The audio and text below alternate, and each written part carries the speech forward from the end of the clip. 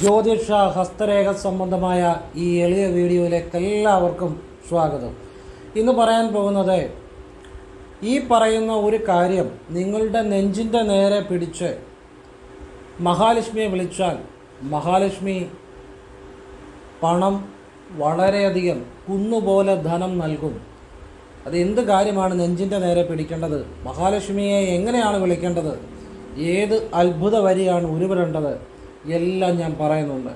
ഈ വിദ്യ ചെയ്ത് ധനം വളരെയധികം ഉണ്ടായവരുണ്ട്.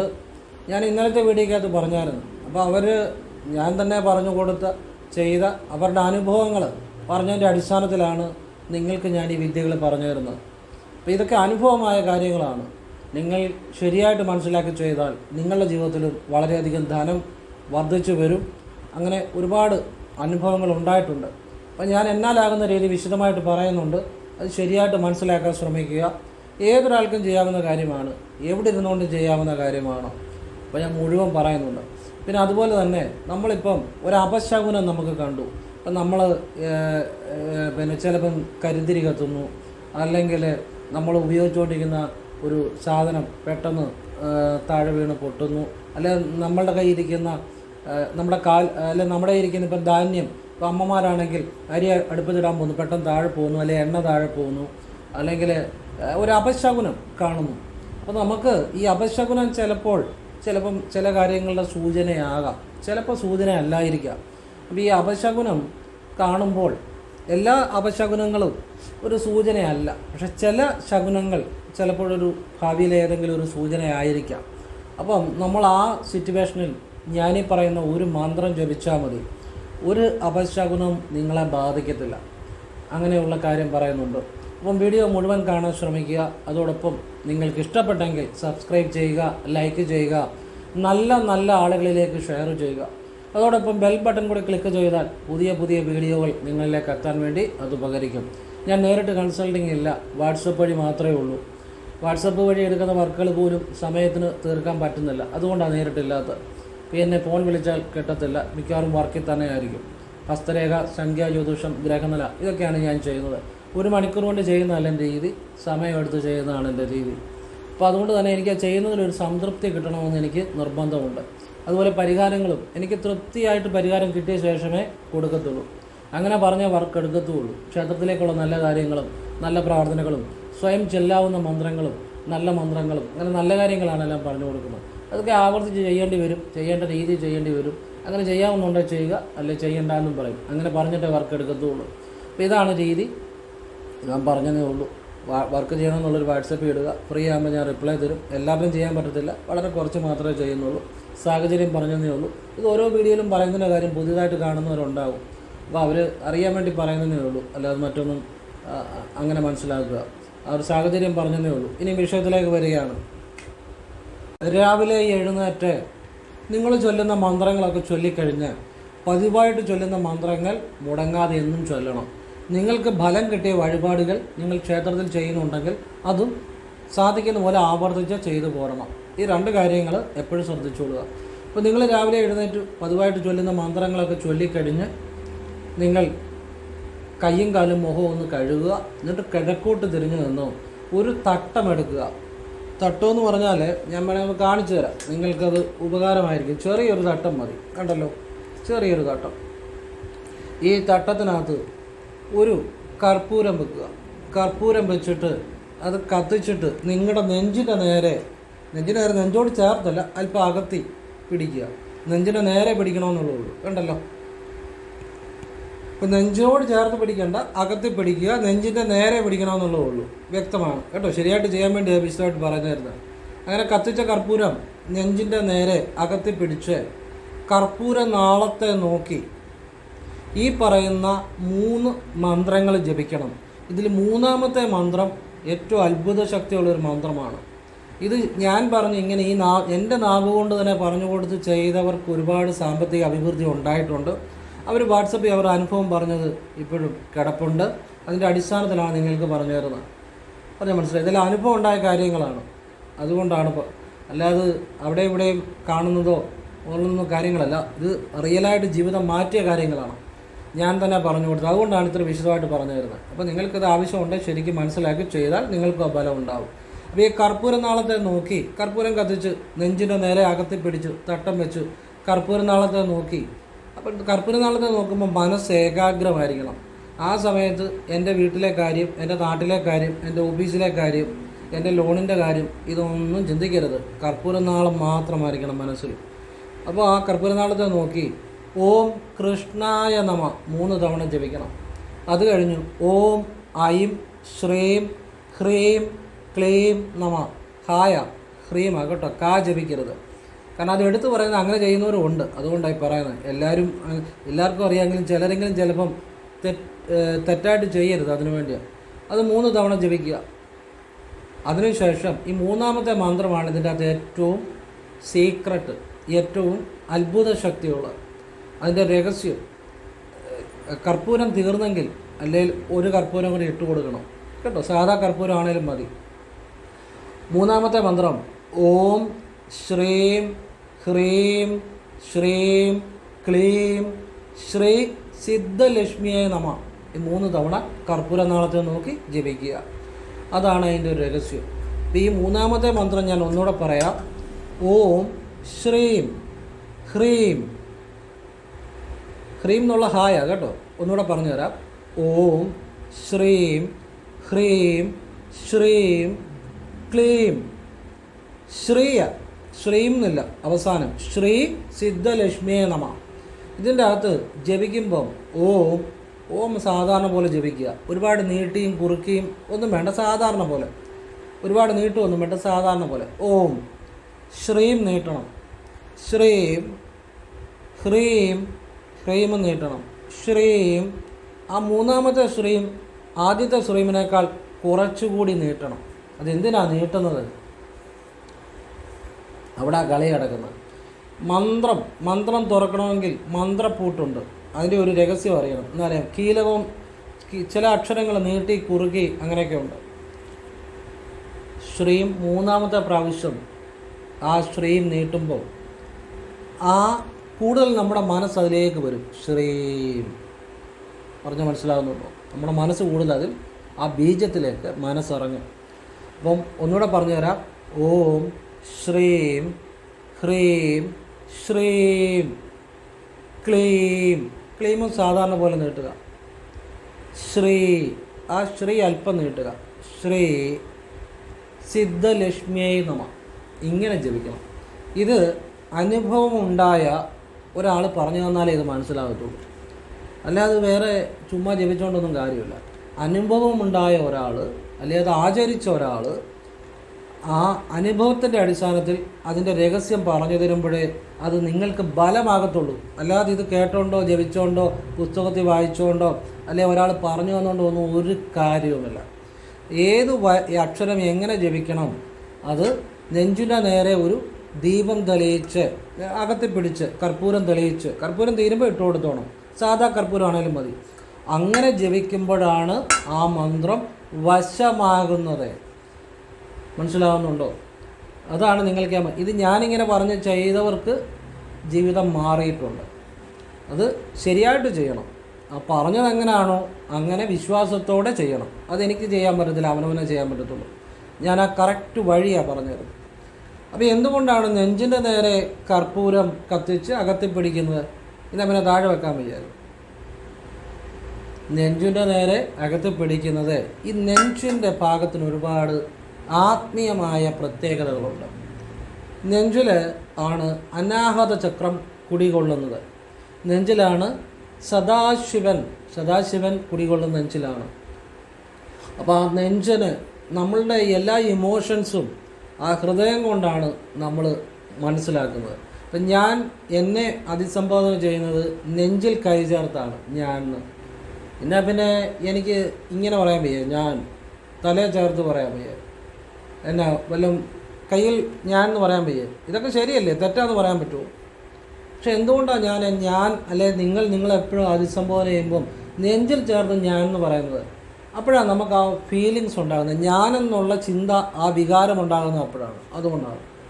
അപ്പോൾ നെഞ്ചിൻ്റെ വളരെയധികം ആ ഇമോഷനുമായിട്ട് നമ്മുടെ ഇമോഷനുമായിട്ട് വൈകാരികതയുമായിട്ട് വളരെ ബന്ധപ്പെട്ടിരിക്കുന്നതാണ് ആ നെഞ്ചിൻ്റെ ഭാഗം, അനാഗത ചക്രം.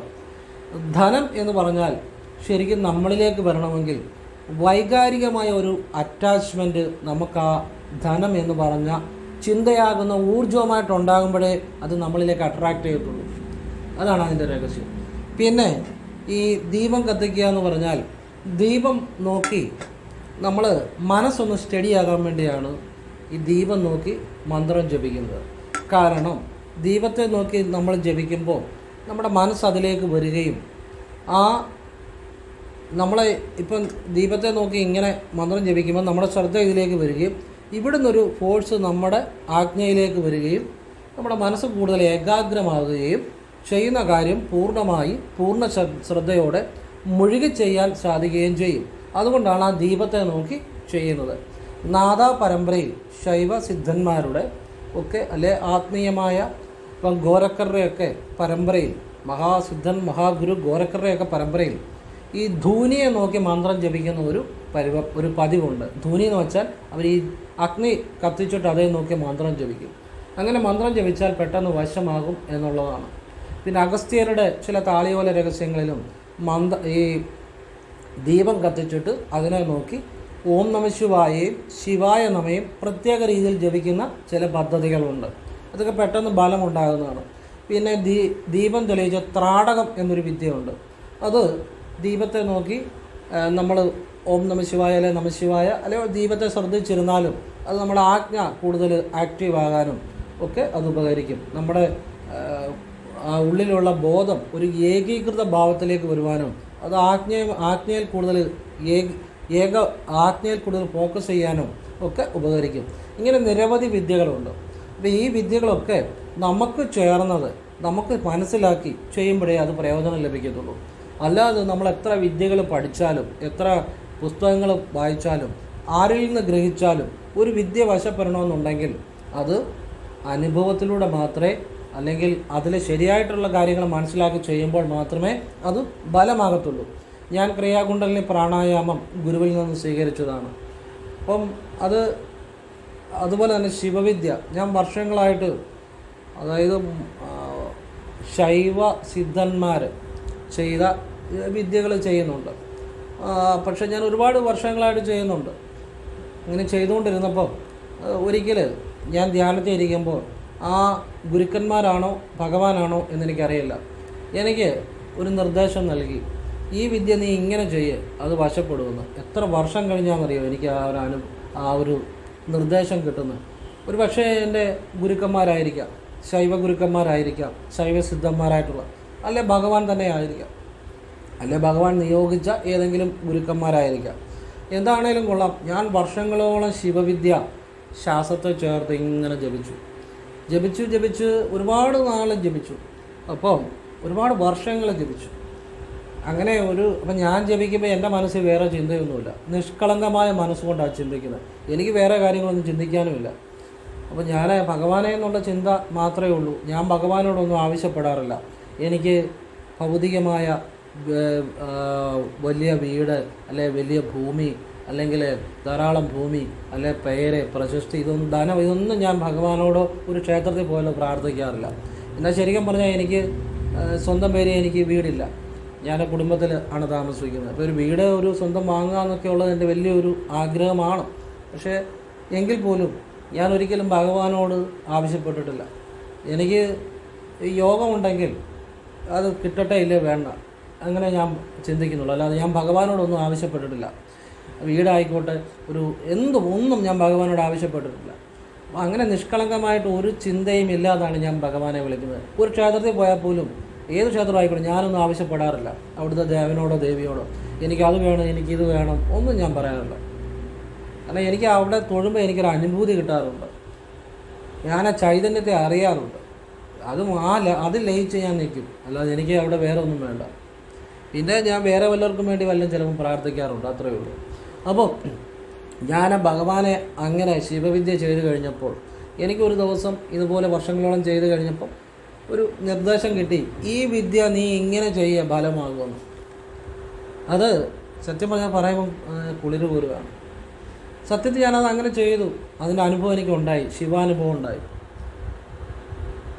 ഒന്ന് ആലോചിച്ച് നോക്കിയേ.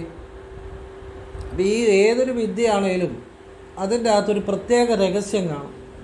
അത് ഒന്നുകിൽ ഗുരുവിനെ അല്ലെ ഈശ്വരനെ നമുക്ക് കാണിച്ചു തരാൻ പറ്റത്തുള്ളൂ. അതറിഞ്ഞാൽ അത് പരിപൂർണമായ ഈശ്വരാനുഭവം ഉണ്ടാകും. ഇപ്പം ഞാൻ നിങ്ങളോട് പറയുന്നു, മൂന്നാമത്തെ ശ്രീം നീട്ടി ജപിക്കാൻ. അതാരും പറഞ്ഞു തരത്തില്ല. ഒന്നാമത്തെ കാര്യം അത് അറിയണം.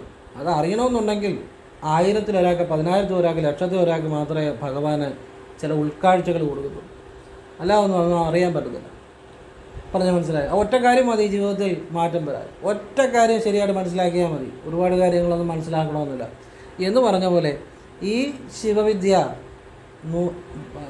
ശൈവസിദ്ധന്മാരുടെ വിദ്യയാണ് കേട്ടോ, സാധാരണ വിദ്യയല്ല. അപ്പം ഇത് എനിക്ക് ആ ഭഗവാനോ ഗുരുവോ ആരാന്നറിയത്തില്ല. ഞാൻ ആ ധ്യാനത്തിൽ ഇരുന്നപ്പം ഇങ്ങനെ ചെയ്യാൻ എനിക്ക് നിർദ്ദേശം തരുവാണ്. അപ്പോൾ അത് കൃത്യമാണ്, വ്യക്തമാണ്. ഞാൻ ആ രീതി ചെയ്തു. അപ്പോഴെനിക്ക് ശിവാനുഭവം ഉണ്ടായത്. അപ്പം ഇതൊക്കെ ഭഗവാനിൽ നിന്നല്ലേ, ഭഗവാന് തുല്യന്മാരായ ഗുരുക്കന്മാരെ നേരിട്ട് വന്നിരുന്ന കാര്യങ്ങളാണ്. അത് എന്തുകൊണ്ടാണെന്നറിയാമോ? ഞാൻ മനസ്സിൽ എനിക്ക് വേറെ ചിന്തയൊന്നുമില്ല. ഭഗവാനെ വിളിക്കുന്നത് നിഷ്കളങ്കമായിട്ടാണ്. എനിക്ക് സംശയവുമില്ല. ഈ സംശയം വലിയൊരു കാര്യമാണ്. നമുക്ക് പല കാര്യങ്ങളിലും ആ അറിവ് കൂടുമ്പോൾ സംശയം കൂടും. അപ്പം നമ്മൾ കൂടുതൽ ആവശ്യത്തിന് അറിയുക, അപ്പോൾ സംശയം കുറയും. ആവശ്യത്തിന് അറിയണം ഏതൊരു കാര്യം. ഓവർ തിങ്കിങ് ചെയ്യുമ്പോഴാണ് സംശയം കൂടുന്നത്. ഒന്നിലും ഓവർ തിങ്കിങ് പാടില്ല, ആവശ്യത്തിന് അറിയണം. അപ്പോൾ ഈ സംശയമാണ് എല്ലാത്തിനും തടസ്സം. ഈ പല ആളുകളും നമ്മളെ ഒരുപാട് കാര്യങ്ങൾ ചെറുപ്പം മുതലേ നമ്മൾ സ്കൂളിലും ഒക്കെ പഠിക്കുമ്പോൾ എല്ലാം പഠിപ്പിക്കുന്നുണ്ട്. നമ്മൾ ഇൻ്റലിജൻസിനുള്ള ഭാഷ, ഇംഗ്ലീഷ്, ഹിന്ദി, അതുപോലെ ഫിസിക്സ്, അതുപോലെ സോഷ്യൽ സ്റ്റഡീസ്, ലോകത്തിൻ്റെ കാര്യങ്ങൾ ഒക്കെ പഠിപ്പിക്കുന്നുണ്ട്. പക്ഷേ നമ്മളെ ഒരിടത്തും പഠിപ്പിക്കുന്നില്ല മനസ്സിനെ എങ്ങനെ നിയന്ത്രിക്കണമെന്നുള്ളത്. ഈ ഒരൊറ്റ കാര്യം മനസ്സിലാക്കിയാൽ മതി ജീവിതത്തിലെല്ലാം നേടാൻ. ഒരു നല്ല കുടുംബം ഉണ്ടാകാൻ, ഒരു നല്ല അച്ഛനാകാൻ, ഒരു നല്ല മകനാകാൻ, ഒരു പ്രൊഫഷണൽ മിടുക്കനാകാൻ, ജീവിതത്തിൽ എല്ലാം നേടാൻ. ഈ മനസ്സിനെ നിയന്ത്രിക്കാൻ എങ്ങും പഠിപ്പിക്കുന്നില്ല. മനസ്സിനെ നിയന്ത്രിക്കുന്നതാണ് പരമമായ കാര്യം. ഈ പലരും ഒരു പെട്ടെന്നുണ്ടാകുന്ന ദേഷ്യം കൊണ്ടാണ് പല കയ്യബദ്ധങ്ങളും ചെയ്ത് അവർ ചിലപ്പം അവരുടെ ജയിലിൽ പോയി ജീവിതം നശിപ്പിക്കുന്നു. അല്ലെങ്കിൽ ഒരു നിമിഷത്തെ മനസ്സിൻ്റെ ഒരു നിയന്ത്രണമില്ലായ്മ കൊണ്ടാണ് പലരുടെയും ജീവിതം നഷ്ടപ്പെടുന്നത്. അപ്പോൾ ഏറ്റവും പ്രാധാന്യമാണ് മനസ്സിനെ നിയന്ത്രിക്കുക എന്നുള്ളത്. അതെങ്ങും പഠിപ്പിക്കുന്നില്ല ആരും. അത് മാത്രം പഠിപ്പിക്കുന്നില്ല, ബാക്കിയുള്ളതെല്ലാം അറിയാം. പണ്ട്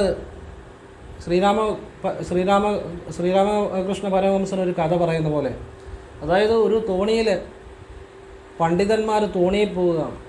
അപ്പം ഈ പണ്ഡിതന്മാർക്ക് ലോകത്തിലുള്ള എല്ലാ കാര്യങ്ങളും അറിയാം. അപ്പം തോണി തുഴയുന്ന ആളോട് ചോദിക്കുന്നു, നിങ്ങൾക്ക് ഈ കാര്യങ്ങൾ അറിയാവോ? അപ്പോൾ തോണിക്കാരന് വിദ്യാഭ്യാസം ഇല്ലാത്ത ആളാണ്. തോണിക്കാരൻ പറയുന്നത് എനിക്കറിയത്തില്ല. അപ്പോൾ പണ്ഡിതൻ പറയുന്നു, നിങ്ങളുടെ ജീവിതത്തിൻ്റെ പകുതിയും പോയി, നിങ്ങളുടെ ജീവിതത്തിൻ്റെ മുക്കാലും പോയി, ഇങ്ങനെയൊക്കെ പറയുന്നുണ്ട്. അവസാനം കാറ്റും കോളും വന്നപ്പം ഈ തോണി തുഴയുന്ന സാധാരണക്കാരനായ വ്യക്തി പണ്ഡിതന്മാരോട് ചോദിച്ചു, നിങ്ങൾക്ക് വെള്ളത്തിൽ വീണ നീന്തി രക്ഷപ്പെടാൻ അറിയാമോ? അറിയത്തില്ല. അപ്പം തോണിക്കാരൻ പറഞ്ഞ് നിങ്ങളുടെ ജീവിതം മുഴുവനും പോയി എന്ന് പറഞ്ഞ പോലെ അറിയേണ്ട കാര്യം തോണിക്കാരനറിയാം, വെള്ളത്തിൽ വീണാൽ രക്ഷപ്പെടാനുള്ള വിദ്യ. പക്ഷെ പണ്ഡിതനതറിയത്തില്ല എന്ന് പറഞ്ഞ പോലെ നമ്മുടെ ജീവിതത്തിൽ ഏറ്റവും വേണ്ട കാര്യം മനസ്സിനെ നിയന്ത്രിക്കുക എന്നുള്ളതാണ്. ഒരു കുടുംബജീവിതം പരാജയമാകുന്നത് മനസ്സിനെ നിയന്ത്രിക്കാൻ പറ്റാത്തതുകൊണ്ടാണ്. ഒരു തൊഴിൽ പരാജയമാകുന്നത് മനസ്സാന്നിധ്യത്തോടെ ആ തൊഴിലിനെ സമീപിക്കാൻ പറ്റാത്തതുകൊണ്ടാണ്. ഈ മനസ്സിനെ നിയന്ത്രിക്കുക എന്നുള്ളത് ശരിക്കും മനസ്സിനെ നിയന്ത്രിക്കുക എന്ന് പറയുന്നത് അതിന് ചില ഉപായങ്ങളുണ്ട്. എല്ലാത്തിനും ഉണ്ടല്ലോ സ്ട്രാറ്റജീസ്. ആ രീതിയിലാണ് ചെയ്യുമ്പോഴാണ് മനസ്സിനെ നിയന്ത്രിക്കാൻ പറ്റുന്നത്. നിങ്ങളൊന്നും ചെയ്യണ്ട, ഞാനീ പറഞ്ഞ രീതിയിൽ തന്നെ ഒന്ന് ചെയ്ത് നോക്കുക, മനസ്സിനെ വളരെ നിയന്ത്രിക്കാൻ പറ്റും. നിങ്ങൾ ഹിമാലയത്തിലൊരു ശിവലിംഗം ധ്യാനിക്കുക. ആ ശിവലിംഗത്തിൽ നിന്ന് ഒരു നീലപ്രകാശം നിങ്ങളിലേക്ക് വരുന്നതായിട്ട് ധ്യാനിക്കുക. അത് നിങ്ങളുടെ സഹസ്രാരത്തിൽക്കൂടെ ഉച്ചയിൽ കൂടെ ഇറങ്ങി ചക്രാസിൽ ശരീരം മുഴുവൻ നീലപ്രകാശം വ്യാപിച്ച് നിങ്ങൾ കണ്ണ് തുറന്ന് ശിവോഹം 3 തവണ ഉള്ളിലുള്ള നീലപ്രകാശത്തെ ശ്രദ്ധിച്ച് ജപിക്കുക. പിന്നെ കണ്ണടച്ചു ഉള്ളിലുള്ള ആ നീലപ്രകാശം നിങ്ങളുടെ ഹൃദയഭാഗത്തിൽ ഒരു നീലപ്രകാശമായിട്ട് ശിവരൂപമായിട്ട് കണ്ട് നിങ്ങൾ ധ്യാനിച്ച് വെറുതെ ഇരിക്കുക. നിങ്ങൾക്ക് ഇത് നിരന്തരം എന്ന് പറഞ്ഞാൽ പലതവണ ഇത് അഭ്യസിച്ചാൽ നിങ്ങൾക്ക് തന്നെ അറിയാം, നിങ്ങൾക്ക് മനസ്സിന് ഒരു നിയന്ത്രണത്തിൽ വരുമെന്നുള്ളതാണ്. ഇങ്ങനെ പല വിദ്യകളുണ്ട്. എല്ലാ വിദ്യകളും ശരിയായിട്ട് ചെയ്താൽ ബലം ഉണ്ടാവും. ഞാനിപ്പോൾ എനിക്ക് അനുഭവമുള്ള ഒരു വിദ്യയാണ് പറഞ്ഞത്. അതുപോലെ തന്നെ നിങ്ങൾ ഒന്നും വേണ്ട, നിങ്ങൾ ഇടത്ത് മൂക്കി ശ്രദ്ധിച്ച് ഇടയ്ക്കിടയ്ക്ക് ശിവായ നമാന്നൊന്ന് ജപിച്ച് നോക്കി, മനസ്സിനെ നിയന്ത്രിക്കാൻ പറ്റും. നിയന്ത്രിക്കാൻ പറ്റുമെന്നല്ല, മനസ്സിന് സന്തോഷം ഉണ്ടാകും. മനസ്സ് ചുമ്മാ നിങ്ങൾ വെറുതെ ഇരിക്കുമ്പോൾ ഇടത്ത് മൂക്കിനുള്ളിൽ ശ്വാസത്തെ ഒന്ന് ശ്രദ്ധിച്ച് മനസ്സിൽ ശിവായ നമാന്ന് ഇടയ്ക്കിടയ്ക്ക് ജപിക്കുക. കണ്ടിന്യൂസ് ആയിട്ട് വേണ്ട, ഇടയ്ക്കിടയ്ക്ക്. അപ്പോൾ അത് ശ്വാസം എടുക്കുകയൊക്കെ ചെയ്യാം. അതേ നിയന്ത്രിക്കാനൊന്നും പോകണ്ട. ശ്വാസം എടുക്കുകയും വിടുകയും ചെയ്യാം. പക്ഷേ നിങ്ങൾ ജസ്റ്റ് ഇടത്ത് മൂക്കിനുള്ളിൽ ഒന്ന് ശ്രദ്ധിച്ച് മനസ്സിൽ കണ്ണ് തുറന്ന് ശിവായ നമ ഇടയ്ക്കിടയ്ക്ക് ഫ്രീ ആകും, ഇടയ്ക്കിടയ്ക്ക് ചെയ്യുക. നിങ്ങൾക്ക് മനസ്സിനെ സ്വയം നിയന്ത്രിക്കാൻ പറ്റും. ഇങ്ങനെയുള്ള ചില വിദ്യകളുണ്ട്. എല്ലാത്തിനും ഈ പല കാര്യങ്ങളും പല വിദ്യകളും ഞാൻ മനസ്സിലാക്കിയിരിക്കുന്ന ഒരു കാര്യവും നമുക്ക് പലരും പഠിപ്പിച്ചു തന്നിട്ടുണ്ട്. പക്ഷേ ഈ വിദ്യ വശപ്പെടാനുള്ള ചില രഹസ്യ കാര്യങ്ങൾ ആ വിദ്യക്കുള്ളിലുണ്ട്. അതറിയുമ്പോഴാണ് ആ വിദ്യ നമുക്ക് പൂർണ്ണമായിട്ടും വശപ്പെടുന്നത്. ഇപ്പം ഞാൻ വർഷങ്ങളോളം ശിവവിദ്യ ചെയ്യുമായിരുന്നു. പക്ഷേ എനിക്ക് ആ ധ്യാനാവസ്ഥയിൽ പരമശിവൻ അല്ലെങ്കിൽ ഗുരുക്കന്മാർ അതിനുള്ളിലെ രഹസ്യം പറഞ്ഞു തന്നപ്പോഴാണ് എനിക്ക് ആ ശിവവിദ്യ വശപ്പെട്ടത്. അല്ലാതെ എത്ര ചെയ്താലും അത് വശമാകത്തില്ല എന്ന് പറഞ്ഞ പോലെ അത് നമ്മളുടെ ഒരു ഭക്തി കൊണ്ടായിരിക്കാം, ഭഗവാനെ എന്നുള്ള ചിന്ത കൊണ്ടായിരിക്കാം അത് പറഞ്ഞു തന്നത്. അപ്പോൾ അല്ലെന്നുണ്ടെങ്കിൽ വിദ്യക്കുള്ളിലൊരു വിദ്യയുണ്ട്, മനസ്സിലാകുന്നുണ്ടോ? അങ്ങനെ അതിൻ്റെ രഹസ്യമുണ്ട്. അതുകൂടെ മനസ്സിലാക്കുമ്പോഴേ ഏതും പൂർണ്ണമായിട്ട് മനസ്സിലാകത്തുള്ളൂ. അല്ലെങ്കിൽ നമുക്ക് യാന്ത്രികമായിട്ട് ചെയ്യാമെന്നുള്ളതേ ഉള്ളൂ. ഏതും അങ്ങനെ അത് ശരിക്കും ആരും പറഞ്ഞു തരത്തില്ല. അങ്ങനെ എൻ്റെ അറിവിലുള്ള നല്ല കാര്യങ്ങളാണ് നിങ്ങൾക്ക് ഞാൻ പറഞ്ഞു തരുന്നത്. ഇനിയും നിങ്ങൾക്ക് ഒരു ശകുനങ്ങൾ, ഇപ്പം നിങ്ങൾ ചില ശകുനങ്ങൾ കണ്ടു കഴിയുമ്പോൾ നമുക്ക് മനസ്സിന് വിഷമം തോന്നും, അല്ലേ? ഇപ്പം വിളക്ക് കരിന്തിരി കത്തുക, അങ്ങനെയുള്ള കാര്യങ്ങൾ. അല്ലെങ്കിൽ നിങ്ങളുടെ കയ്യിൽ ഇപ്പോൾ അരി ഇരിക്കുന്നു, അമ്മമാരുടെയൊക്കെ താഴെ വീഴുക, അല്ലെങ്കിൽ എണ്ണ കൈയും താഴെ വീണ് പൊട്ടുക. ഇതൊക്കെ ചിലപ്പോൾ രാവിലെ ഇങ്ങനെ ചെയ്ത് കഴിയുമ്പോൾ നമ്മുടെ മനസ്സിലൊരു ശങ്ക, ഒരു അപശകുനമായല്ലോ. അല്ലെ ഒരു യാത്രയ്ക്ക് ഇറങ്ങി പുറപ്പെടുമ്പം കാല് തട്ടുക, ഇങ്ങനെയൊക്കെയുള്ള ചില അപശകുനങ്ങൾ കണ്ടു കഴിഞ്ഞാൽ നമ്മൾ ഓം നമോ നാരായണായ ജപിച്ചാൽ മതി, ഒരു കുഴപ്പമില്ല. ഏത് സാഹചര്യം നിങ്ങൾക്ക് അനുകൂലമല്ലാതെ നിന്നാലും നിങ്ങൾ സന്തോഷത്തോടെ ഓം നമോ നാരായണായ ജപിച്ചാൽ മതി, ആ സാഹചര്യം നിങ്ങൾക്ക് അനുകൂലമാകും, ഒരു സംശയവും വേണ്ട. പക്ഷേ ഇതിൻ്റെ അകത്തൊരു രഹസ്യമുണ്ട്. നിങ്ങളുടെ മനസ്സ് മുഴുവൻ ഓം നമോ നാരായണായ എന്ന മന്ത്രത്തിൽ വരണം, സന്തോഷത്തോടെ ജപിക്കണം. അതാണ് അതിൻ്റെ അകത്ത് രഹസ്യം. അത് നിങ്ങൾക്ക് ഏത് സാഹചര്യം അനുകൂലമാകും. ഭഗവാനിൽ വിശ്വാസം വേണം. അതിപ്പം നിങ്ങൾ സ്വയം ചെയ്യേണ്ടതാണ്. എനിക്ക് പറഞ്ഞു തരാനേ പറ്റത്തുള്ളൂ. അപ്പോൾ ഇത് നിങ്ങൾക്ക് എവിടെയും പ്രയോജനപ്പെടുത്താം, ഏത് സാഹചര്യത്തിലും പ്രയോജനപ്പെടുത്താം. അതുപോലെ ഞാൻ എപ്പോഴും പറയുന്നുണ്ട്, വണ്ടിയെ കയറുമ്പോൾ നിങ്ങൾ ശ്രീരാമ ജയരാമ ജയ ജയരാമ 3 തവണ ജപിക്കുക, ഓം നമോ നാരായണായ 3 തവണ ജപിക്കുക. ഇത് വളരെ നല്ലതാണ്. വണ്ടിയെ കയറുന്നതിന് തൊട്ട് മുമ്പ്, വണ്ടി ഇരുന്നുകൊണ്ട് തന്നെ വണ്ടി സ്റ്റാർട്ട് ചെയ്യുന്നതിന് തൊട്ട് മുമ്പ് ശ്രീരാമ ജയരാമ ജയ ജയരാമ 3 തവണ ജപിക്കുക, ഓം നമോ നാരായണായ 3 തവണ ജപിക്കുക. വണ്ടിയിൽ നിന്ന് ഇറങ്ങുമ്പോഴും ചെയ്യുക. ഇത് വളരെ നല്ലതാണ്. കാരണം ഞാനീ പറഞ്ഞ കാര്യം ചെയ്തവരൊക്കെ ജീവിതത്തിൽ ഒരുപാട് അപകടങ്ങളിൽ നിന്ന് രക്ഷപ്പെട്ടിട്ടുണ്ട്. ഞാനിത് പറഞ്ഞു തരുന്നത് എന്തിനാണെന്നറിയോ? ചിലപ്പോൾ ഞാനീ പറയുന്ന ഒരു വിദ്യയായിരിക്കും നിങ്ങളെ ഒരു അപകടത്തിൽ നിന്ന് രക്ഷിക്കുന്നത്. നിങ്ങൾക്ക് എന്തിനു ഞാനിത് പറഞ്ഞു തരുന്നതെന്നറിയോ? ഒരു വ്യക്തി എന്ന് പറഞ്ഞാൽ ആ വ്യക്തി മാത്രമല്ല, അയാളെ കൊണ്ട് ജീവിക്കുന്ന ഒരു കുടുംബം കാണും. അപ്പോൾ കുടുംബം അനാഥമാകരുത്, അതിനുവേണ്ടിയാണ്. അല്ലെ എനിക്ക് വേറെ എന്തെല്ലാം കാര്യങ്ങൾ പറഞ്ഞുതരാം. വീഡിയോയ്ക്ക് വേണ്ടി എന്തും പറയാമല്ലോ. ഒരു കാര്യമില്ലാത്ത കാര്യം പറഞ്ഞാൽ ഏറ്റവും കൂടുതൽ ആളുകൾ കാണുന്നത്. പക്ഷെ ഞാൻ ഇന്ന് ഇങ്ങനെയുള്ള കാര്യങ്ങൾ പറഞ്ഞു തരുന്നത് എനിക്ക് മനസ്സിലൊരു തൃപ്തി കിട്ടണം. അത് നിങ്ങൾക്ക് പ്രയോജനം ഉണ്ടാകുമ്പോൾ എനിക്കൊരു സന്തോഷമുണ്ട്. അത് വേണം എനിക്ക്. അതുകൊണ്ടാണ്, അല്ലാതെ വെറുതെ ഒരു കാര്യം പറഞ്ഞാൽ എനിക്കിഷ്ടമല്ല. അപ്പോൾ നിങ്ങൾക്കിത് പ്രയോജനമാകും, ഒരുപാട് ആളുകൾക്ക് ഗുണമായിട്ടുണ്ട്. ഒരുപാട് അപകടങ്ങളിൽ നിന്ന് ആളുകൾ രക്ഷപ്പെട്ടിട്ടുണ്ട് ഞാനീ പറയുന്ന കാര്യം ചെയ്ത്. അപ്പോൾ ഒരു വ്യക്തി രക്ഷപ്പെടുമ്പം ഒരു കുടുംബമാണ് രക്ഷപ്പെടുന്നത്. ചെറുപ്പത്തിലെ അച്ഛനും അമ്മയൊക്കെ നഷ്ടപ്പെട്ടവരുടെ വിഷമമെന്ന് പറഞ്ഞാൽ ഭയങ്കരമാണ്. കാരണം എൻ്റെ ഒരു സുഹൃത്തുണ്ടായിരുന്നു. ആ സുഹൃത്തിന് ചെറുപ്പത്തിലെ ചെറുപ്പത്തിലെ അമ്മ മരിച്ചുപോയി. അപ്പോൾ അവൻ്റെ വിഷമം ഞാൻ എപ്പോഴും കാണുമായിരുന്നു. അപ്പം ഞാൻ എപ്പോഴും പ്രാർത്ഥിക്കുമായിരുന്നു, ഈശ്വര ഈ അച്ഛനും അമ്മയും ഒന്നും ചെറുപ്പത്തിലെ കുട്ടികൾക്ക് നഷ്ടപ്പെടരുതേ എന്നൊരു പ്രാർത്ഥനയാണ്. കാരണം അവൻ്റെ വിഷമം കാണുമ്പോൾ എനിക്ക് വലിയ വിഷമമാണ്. അവൻ അമ്മയില്ല. അപ്പോൾ ആ ഒരു അമ്മ ഇല്ലെന്ന് പറഞ്ഞാൽ അമ്മയോ അച്ഛനോ ആരും ആയിക്കോട്ടെ, അപ്പോൾ ആ ഒരു വല്ലാത്തൊരവസ്ഥയാണ്. അപ്പോൾ അതുകൊണ്ട് ഒരു കുട്ടികൾക്കും അച്ഛനോ അമ്മയോ നഷ്ടപ്പെടാതിരിക്കാൻ വേണ്ടിയാണ് ഞാൻ ഈ ഒരു നല്ല പ്രാർത്ഥന പറഞ്ഞു തരുന്നത്. കാരണം വാഹനം എന്ന് പറഞ്ഞാൽ അതൊക്കെ നമ്മൾ ആ ഈശ്വരചിന്തയോടുകൂടി അതൊക്കെ കൈകാര്യം ചെയ്ത് കഴിഞ്ഞാൽ നമ്മുടെ ആ മനസ്സിനൊരു ശാന്തിയും ശരിയായിട്ട് അത് കൈകാര്യം ചെയ്യാനും പറ്റും. പലപ്പോഴും മനസ്സ് നമ്മുടെ കയ്യിൽ നിൽക്കാത്തതുകൊണ്ടാണ് പല അപകടങ്ങളും അല്ലെങ്കിൽ പല കാര്യങ്ങളും ഉണ്ടാകുന്നത്. അപ്പോൾ ഒരു ഈശ്വരചിന്ത വന്നു കഴിഞ്ഞാൽ മനസ്സൊന്ന് ശാന്തമാകും, നമ്മുടെ കയ്യിൽ കാര്യങ്ങൾ നിൽക്കും എന്നുള്ളതാണ് അതിൻ്റെ ഒരു രഹസ്യം. അതായത് വേറെ കാര്യങ്ങളൊന്നുമില്ല. പിന്നെ ഈ നാരായണ മന്ത്രത്തിന് ശക്തിയുണ്ട്. ഓം നമോ നാരായണായ. അത് ഒരു അത്ഭുതകരമായ ശക്തിയുള്ളൊരു മന്ത്രമാണ്. ഈ മന്ത്രത്തിൻ്റെ ശക്തിയെക്കുറിച്ച് പറയാൻ ഞാൻ ആളല്ല, വിസ്താര ഭയം കൊണ്ട് ഞാനത് പറയുന്നില്ല. ഒരുപാട് ശക്തിയുള്ള ഒരു മന്ത്രമാണ്. ഞാൻ പല വീഡിയോകളിലായിട്ട് എൻ്റെ ചെറിയ ചെറിയ അറിവുകൾ പറഞ്ഞിട്ടുണ്ട്. അതുപോലെ തന്നെയാണ് ശ്രീരാമ ജയരാമ ജയ ജയരാമ, അപാര ശക്തിയുള്ള മന്ത്രമാണ്.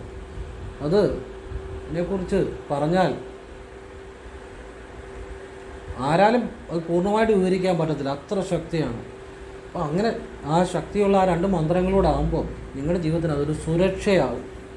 അപ്പോൾ എല്ലാവർക്കും ഇത് പ്രയോജനപ്പെടട്ടെ. ഇങ്ങനെയുള്ള നല്ല കാര്യങ്ങൾ മാത്രമാണ് ഞാൻ പറയുന്നത്. അപ്പോൾ ഇതൊക്കെ ഇത്തരം വീഡിയോകളൊക്കെ ആളുകൾ കുറവായിരിക്കും കാണുന്നത്.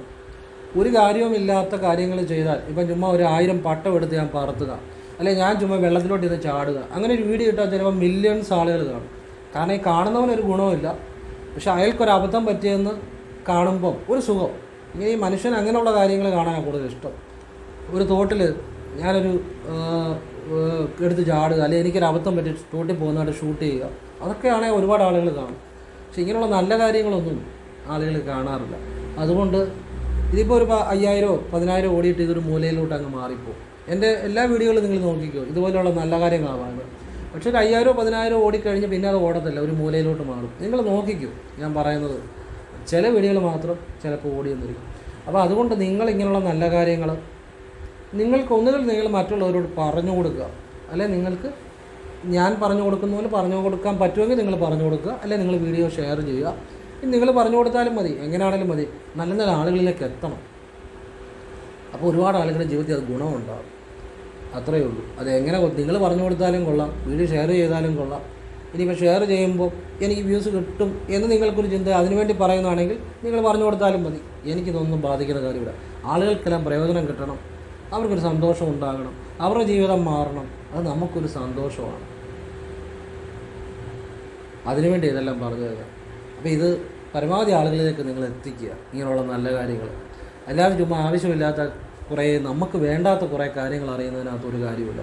ഒരു ഒരു ഒരു ശില തന്നെയാണേലും അതിൽ ആവശ്യമില്ലാത്ത ഭാഗം കളയുമ്പോഴാണ് അതിൽ നിന്നൊരു ശില്പം കിട്ടുന്നത് എന്ന് പറഞ്ഞ പോലെ നമ്മുടെ ജീവിതത്തിൽ ഏറ്റവും കൂടുതൽ സമയം നമ്മൾ ചിലവഴിക്കുന്നത് ഒരു കാര്യവുമില്ലാത്ത എൻ്റർടൈൻമെൻറ്റിന് വേണ്ടിയാണ്, അല്ലേ? എൻ്റർടൈൻമെൻറ്റിന് വേണ്ടിയാണ് ഏറ്റവും കൂടുതൽ സമയം ചിലവഴിക്കുന്നത്. എൻ്റർടൈൻമെൻറ്റ് എന്ന് പറഞ്ഞാൽ നമ്മൾക്കൊരു രസം, അല്ലെങ്കിൽ മറ്റൊരാൾക്ക് പറ്റുന്ന ഒരു അബദ്ധം, അല്ലെങ്കിൽ ഒരു കോമഡി, അല്ലെങ്കിൽ ഇങ്ങനെയുള്ള ഒരു കാര്യങ്ങൾക്ക് വേണ്ടിയാണ്. നമ്മുടെ ജീവിതം മാറ്റുന്ന, നമ്മൾക്ക് ഈശ്വരനെ അറിയാൻ പറ്റുന്ന, നമുക്ക് സമാധാനം കിട്ടുന്ന, നമ്മുടെ മനസ്സിനെ നിയന്ത്രിക്കാൻ പറ്റുന്ന അങ്ങനെയുള്ള വാല്യബിളായിട്ടുള്ള കാര്യങ്ങൾക്ക് ഒരിക്കലും നമ്മൾ സമയം ചിലവഴിക്കാറില്ല. അത് ആരുടെയും കുറ്റമല്ല. അപ്പം ഇങ്ങനെയുള്ള കാര്യങ്ങൾ കൂടെ അറിയാൻ ശ്രമിക്കണം. നിങ്ങൾ എൻ്റർടൈൻമെൻറ്റിന് വേണ്ടിയുള്ള കാര്യങ്ങൾ കണ്ടു, ഒരു കുഴപ്പമില്ല. നിങ്ങളല്ലേ കോമഡി കണ്ടു, അല്ലെങ്കിൽ നിങ്ങൾക്ക് ഇഷ്ടമുള്ള രീതിയിലുള്ള എൻ്റർടൈൻമെൻറ്റ് കൗതുകത്തിന് വേണ്ടിയുള്ള കാര്യങ്ങൾ കണ്ടു. പക്ഷെ അതിൻ്റെ കൂടെ വാല്യബിളായിട്ടുള്ള, ഈശ്വരനെ അറിയുന്ന, നിങ്ങളെ അറിയുന്ന, നിങ്ങളുടെ നാളകളെ മാറ്റുന്ന, നിങ്ങൾക്ക് സമാധാനം ലഭിക്കുന്ന, ഇന്ന് മനുഷ്യന് ഏറ്റവും കൂടുതൽ ഓടി നടക്കുന്ന മനസ്സിന് ശാന്തി ഇല്ലാഞ്ഞിട്ടാണ്. അവിടെ മെഡിറ്റേഷൻ, ഇവിടെ മെഡിറ്റേഷൻ എന്ന് പറഞ്ഞാൽ ലോകം മുഴുവൻ ഈ ആളുകൾ ഓടി നടക്കുകയാണ്. എന്തുകൊണ്ടാണെന്നറിയാം? മനസ്സിന് ശാന്തിയില്ല. സ്വത്ത് കാണും, തൊഴിൽ കാണും, കുടുംബം കാണും, പക്ഷേ മനസ്സിന് എപ്പോഴും ടെൻഷനാണ്. എന്ത് ചെയ്യാൻ പറ്റും? അപ്പോൾ ഈ ആത്മീയമായ കാര്യങ്ങൾ അറിയുക, ഈശ്വരീയമായ കാര്യങ്ങൾ അറിയുക, ഇതൊക്കെ ഒന്നും വേണ്ട. ശിവായ നമ ജപിച്ചാൽ മതി. എപ്പോഴും മനസ്സിൽ ഹൃദയത്തിൽ കറുത്ത രൂപത്തിൽ ശിവനെ ധ്യാനിച്ച് ശിവായ നമ ജപിച്ചാൽ മതി. മനസ്സിളകത്തില്ല. ശാന്തി എന്ന് പറയുന്നത് നിങ്ങളുടെ കൂടെ എപ്പോഴും സമാധാനം കാണും. അല്ലെങ്കിൽ ഇടതുമുഖിനുള്ളിൽ ശ്രദ്ധിച്ച് ശിവായ നമ ഇടയ്ക്കിടയ്ക്ക് ജപിക്കുക. ശ്വാസം എടുക്കുകയും വിടുകയും ചെയ്യുക. ജസ്റ്റ് ശ്രദ്ധിച്ചാൽ മതി, മനസ്സിൽ ജപിക്കുക. അല്ലെങ്കിൽ ഇതെല്ലാം പല വിദ്യകളാണ്. അല്ലെങ്കിൽ ഹൃദയത്തിൽ കറുത്ത രൂപത്തിൽ ശിവനെ ധ്യാനിച്ച് വെറുതെ മനസ്സ് ശിവായ നമ്മൾ ഇടയ്ക്കിടയ്ക്ക് ജപിക്കുക. പക്ഷെ മനസ്സ് ആ കറുത്ത രൂപത്തിലുള്ള ശിവനിലേക്ക് പോകണം. ചെയ്തു നോക്കുക. ഇതൊക്കെ ഇത് ലക്ഷങ്ങൾ മുടക്കുവോ വലിയ പരിപാടിക്കൊന്നും പോകേണ്ട കാര്യമില്ല. ഓൺ ദ സ്പോട്ടിൽ നിങ്ങൾ ശാന്തി അനുഭവിച്ചു തുടങ്ങും, നിങ്ങൾ ശിവനെ അനുഭവിച്ചു തുടങ്ങും, നിങ്ങൾ സമാധാനം അനുഭവിച്ചു തുടങ്ങും, നിങ്ങൾ നിങ്ങളെ അറിയും. അപ്പോഴാണ് ജീവിതം സമ്പൂർണ്ണമാകുന്നത്. ജീവിതത്തിനൊരു ലക്ഷ്യമുണ്ട്. അത് കഴിക്കുക, ഭക്ഷണം കഴിക്കുക, ഉറങ്ങുക, കുടുംബമായി ജീവിക്കുക എന്ന് മാത്രമല്ല, നിങ്ങളെ അറിയാൻ ഉള്ളൊരു ലക്ഷ്യം നിങ്ങൾക്കുണ്ട്. നമ്മുടെ ഓരോ ആത്മാവിനും ഒരു സോൾ പർപ്പസ് ഉണ്ട്. നമ്മളെ അറിയുക, നമുക്ക് ശാന്തി സ്വയം ലഭിക്കുക, നമുക്ക് വേണ്ടി ചെയ്യുന്ന ചില കാര്യങ്ങളുണ്ട്. അതുകൂടെ ആകുമ്പോഴാണ് ജീവിതത്തിന് പൂർണ്ണത ഉണ്ടാകുന്നത്. അപ്പം ഇങ്ങനെയുള്ള കാര്യങ്ങൾ നിങ്ങൾ മനസ്സിലാക്കുക, അതിനുവേണ്ടി പ്രവർത്തിക്കുക. ഞാൻ എന്നാലാവുന്ന എല്ലാ കാര്യങ്ങളും പറഞ്ഞു തരുന്നുണ്ട്. അത് ഒരുപാട് ആളുകൾ ഫോളോ ചെയ്യുന്നുമുണ്ട്. വളരെ സന്തോഷം. അത് ഭഗവാന്റെ ഒരു അനുഗ്രഹം. കാരണം ഇതെല്ലാം നിശ്ചയിക്കുന്നത് ഈശ്വരനാണ്. അല്ലാതെ ഞാനൊരു കാര്യം പറയണമെന്നുണ്ടെങ്കിലും അത് തോന്നിക്കണമെങ്കിൽ ഈശ്വരൻ വിചാരിക്കണം. അത് പറയണമെങ്കിൽ എനിക്കതിനുള്ള ആയുസ്സും ആരോഗ്യം തരണം ഈശ്വരൻ വിചാരിക്കണം. ഇത് ആ ഒരു നിമിഷം എനിക്ക് കിട്ടണമെങ്കിൽ ഈശ്വരൻ വിചാരിക്കണം. ഇതെല്ലാം ഒരു ഈശ്വരൻ്റെ ഒരു ഇച്ഛയാണ്. ഇതെല്ലാം ഈശ്വരേച്ഛയാണ്. എല്ലാ ഈശ്വരനും നന്ദി പറയുന്നു. ഈശ്വരൻ്റെ മഹത്വമാണെല്ലാം. ഈശ്വരന് ശിവപാദങ്ങളിൽ ഞാൻ എല്ലാം സമർപ്പിക്കുന്നു. ഓം ശിവായ നമ യന വശിമ മവയന ശിയ നമവ വശിമയന. ഓം ശിവായ നമ യന വശിമ മവയന ശിയ നമവ വശിമയന. ഞാനീ ചെല്ലുമ്പോൾ എൻ്റെ മനസ്സിലെ സന്തോഷം നിങ്ങൾക്ക് കാണാം. അത് ലോകത്തിൽ എന്ത് കിട്ടിയാലും കിട്ടത്തില്ല. ആ സന്തോഷം അത് ആ ഉള്ളിൽ നിന്ന് വരുന്നതാണ്. ആ സന്തോഷം നേടാനാണ് ശ്രമിക്കേണ്ടത്. ആ ബോധത്തിലേക്ക് വരാനാണ് നമ്മുടെ ജീവിതത്തിൻ്റെ ലക്ഷ്യത്തിൻ്റെ ഒരു പ്രധാന ലക്ഷ്യം. ഓം ശിവായ നമ യന വശിമ മവയന ശിയ നമവ വശിമയന. ഓം ഉള്ളിൽ നിന്ന് വരുന്നത്. അതാണ് ഞാൻ നിങ്ങളെ പഠിപ്പിക്കുന്നത്. നിങ്ങളെ അറിയാൻ, നിങ്ങളിലുള്ളിലെ ഈശ്വരതയെ അറിയാൻ, സ്വയം അറിയാൻ. അതാണ് സനാതന ധർമ്മം എന്ന് പറഞ്ഞാൽ ആ ഉള്ളിലെ അവനവനുള്ളിലെ ഈശ്വരനെ അറിയുന്നത് തന്നെയാണ്.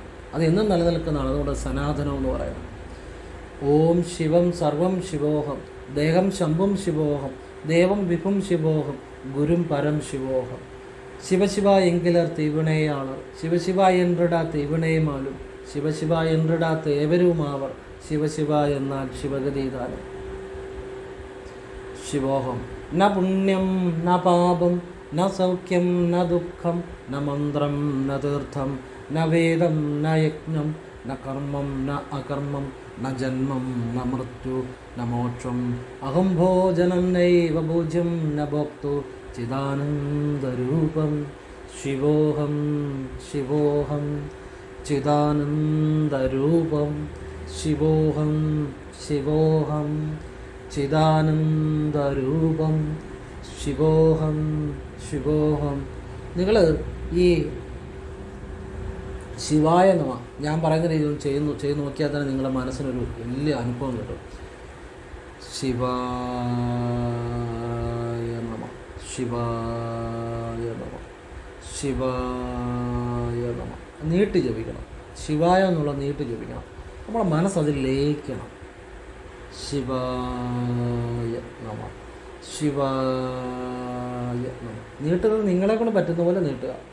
പറഞ്ഞ് മനസ്സിലായി. ഓരോരുത്തരെ കൊണ്ടും പറ്റുന്ന കപ്പാസിറ്റിക്ക് അനുസരിച്ച് നീട്ടുക. ശിവായ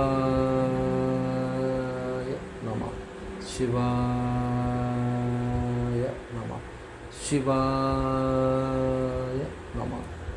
അല്ലെങ്കിൽ ശിവോഹം ശിവോഹം ശിവോ എന്നുള്ള നീട്ടണം. ശിവോഹം ശിവോഹം അങ്ങനെ നീട്ടി ജപിക്കണം. ശിവോഹം ശിവോഹം ശിവോഹം ശിവോഹം ശിവോഹം. അപ്പം മനസ്സ് ശിവോഹത്തിനകത്താകും.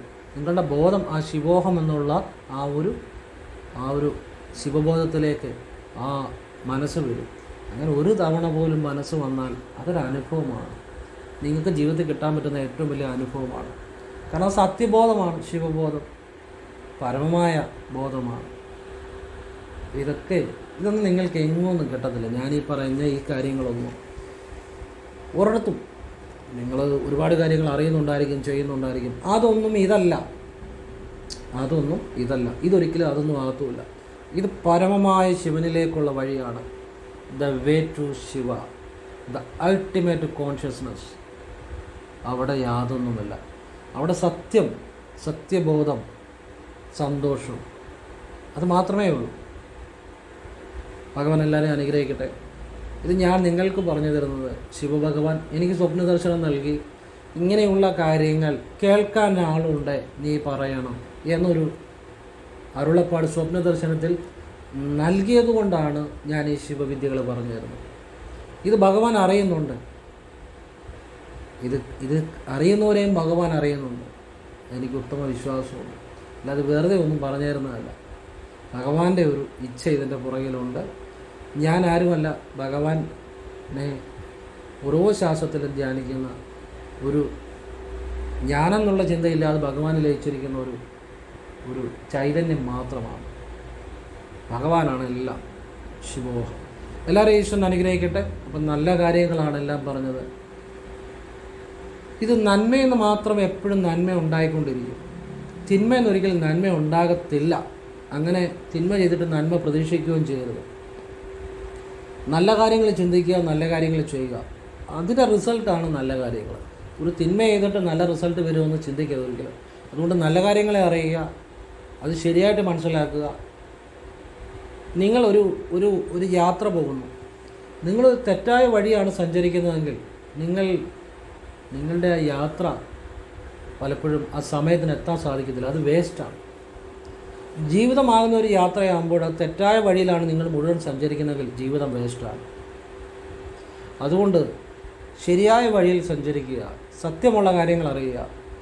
നിങ്ങളെ ചൂഷണം ചെയ്യുന്ന, നിങ്ങളെ ഇട്ട് വട്ടം കറക്കുന്ന, അല്ലെങ്കിൽ നിങ്ങളെക്കൊണ്ട് ജീവിക്കുന്ന അങ്ങനെയുള്ള കാര്യങ്ങളുടെ പുറകെ പോകാതിരിക്കുക. സത്യമായ, സനാതനമായ, സത്യസന്ധമായ, നിങ്ങൾക്ക് നല്ലതെന്ന് മാത്രം ഉറച്ചു ബോധ്യമുള്ള കാര്യങ്ങളെ ഫോളോ ചെയ്യുക. അത് എൻ്റെ എന്നല്ല ആര് പറഞ്ഞാൽ. എല്ലാവരും ഈശ്വരനെ അനുഗ്രഹിക്കട്ടെ. ഓം കൃഷ്ണായ നമഃ. ശിവോഹം.